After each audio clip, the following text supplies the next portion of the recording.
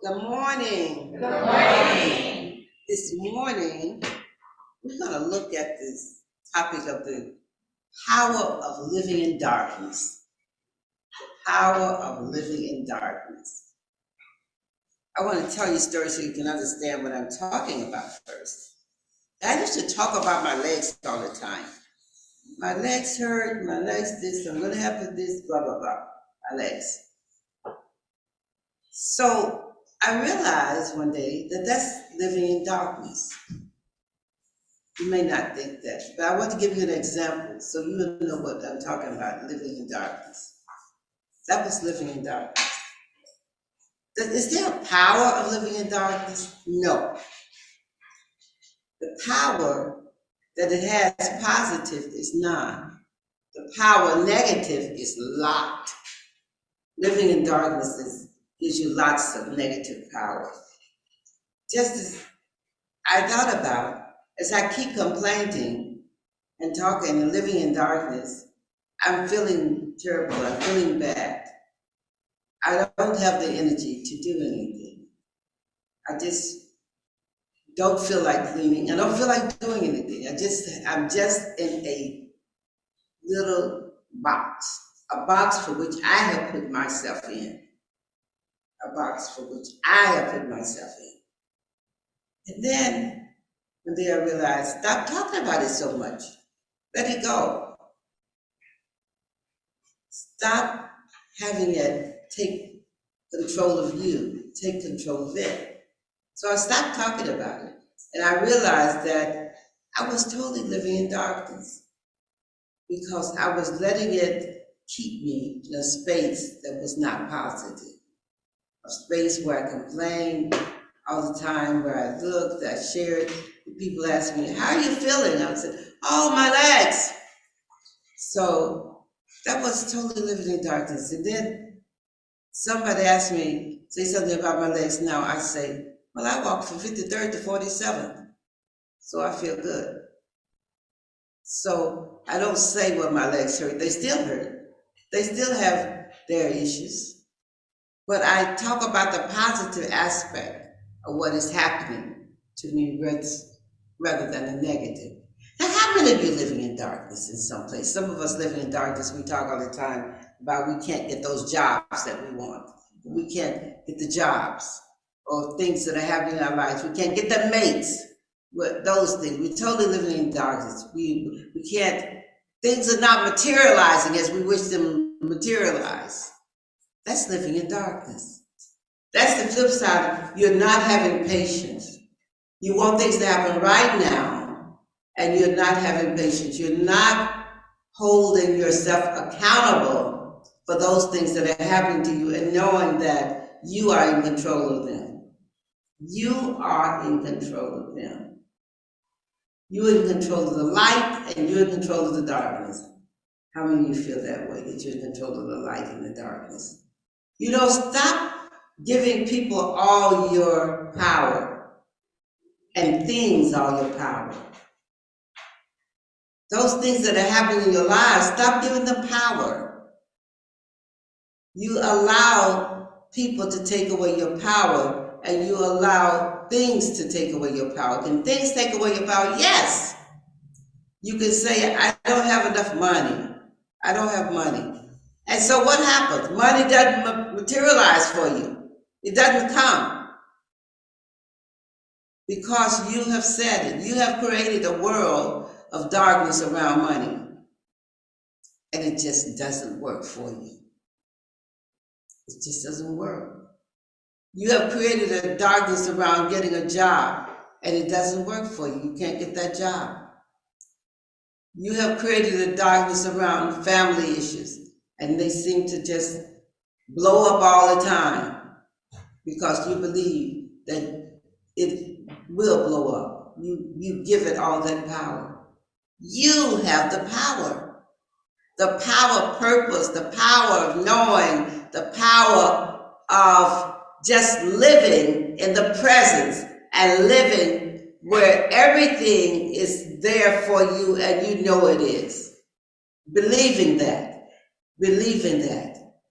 and having that in your head and not thinking that all those things are not yours and that you don't have any power.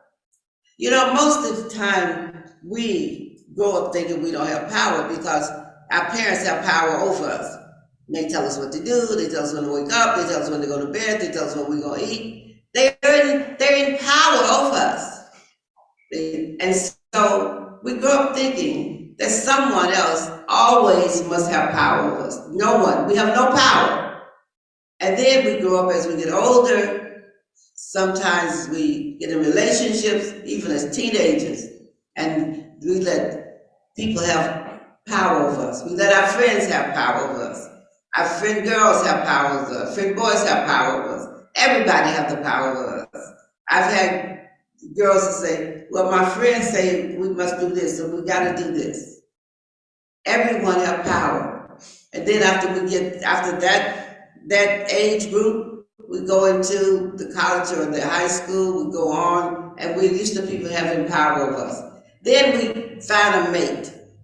Oh my God, that's when we just let things get out of control. And we just think, okay, I have no power, they have all the power, and we just said, whoops, it's yours. And they would complain to everybody we see, I have no power. My husband has all the power, he has all the money, he says when I can walk, he says when I can talk. And so we have given him all the power, or her all the power. Sometimes women have the power as well now. So it's back and forth, who has the power? Not saying, but we're so used to not having power that we feel that others should have the power.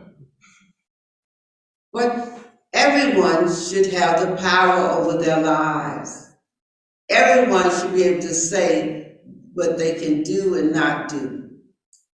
And of course, with that which is natural and which is right. Now, there are shared experiences with power now.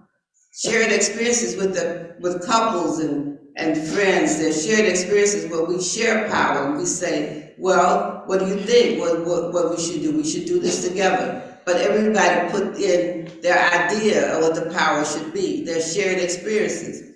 But if you have all power by yourselves and you tell someone what to do and there's no shared experiences, then that is not equal power. We should always be looking for equal power. And that's, I give you a clear example of what's happening in the United States and with other nations today. They're asking for all the people to put their nuclear weapons right here on the table. Let's put them there. And all of us, let's talk about how they should be used and when they should be used. Not to use them just when I get mad, but just put all your nuclear power right here. Weapons. What do you have? All those bombs you have. Put them right here.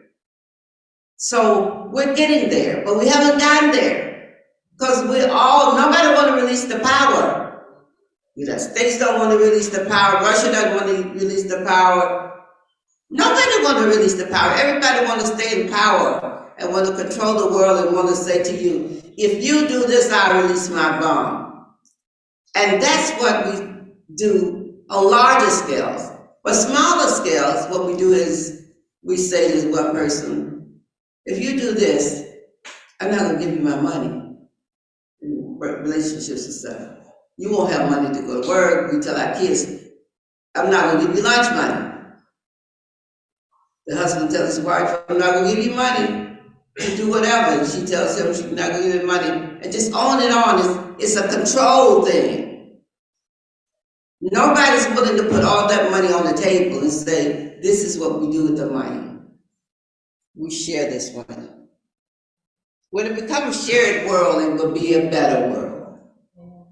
A better world. It means that you and I and each one of us will recognize the importance of each other. Everyone sitting in this room now is just as important as the other. And you're just as important as everybody out there. And you're just as important as everybody in the White House. I want to tell you that too. You're just as important. They just have a title. And then we have a few more dollars. But when you get down to the heart and the thinking and the knowledge, they're just as the same. They're people. They're people.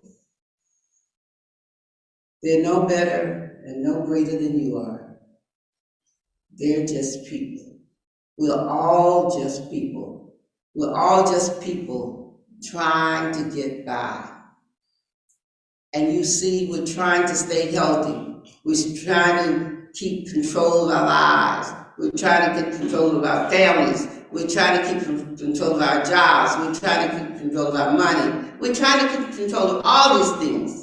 We're all people doing the same thing, just trying to keep control. Living in the darkness can be terrible. I have friends who live in darkness, and I've met people who live in darkness. When people say they can't do something, they're living in darkness. When people say they've been controlled by others, they're living in darkness. When people fear aspects of life around them, they're living in darkness.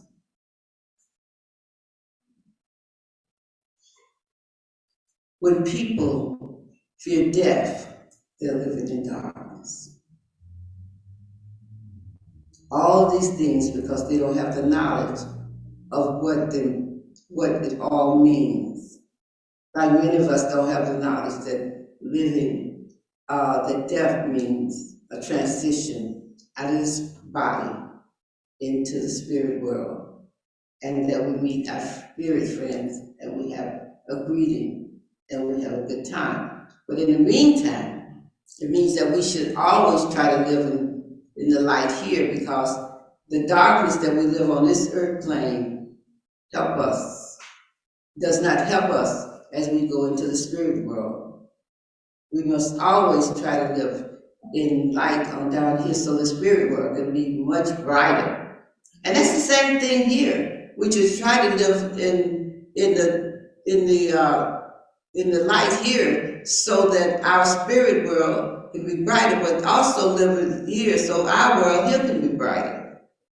If you live in this world and you live and say everything is just this, you know what I always say? I used to walk outside my door when I was getting up early, going outside and going to work early, and I would say, the sun is shining. Thank you, God. The sun is shining. And I turn around, all the way around. I said, somebody thinking I'm crazy out here. But I turn around and say, the sun is shining. The sun is always shining.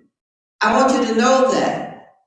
Did you see the sun out there? No. But the sun is shining somewhere in this world. It's shining. And so it means that the sun is always shining in your life and my life. And we have to know that. We have to know that. We can hold that in our heart and in our mind.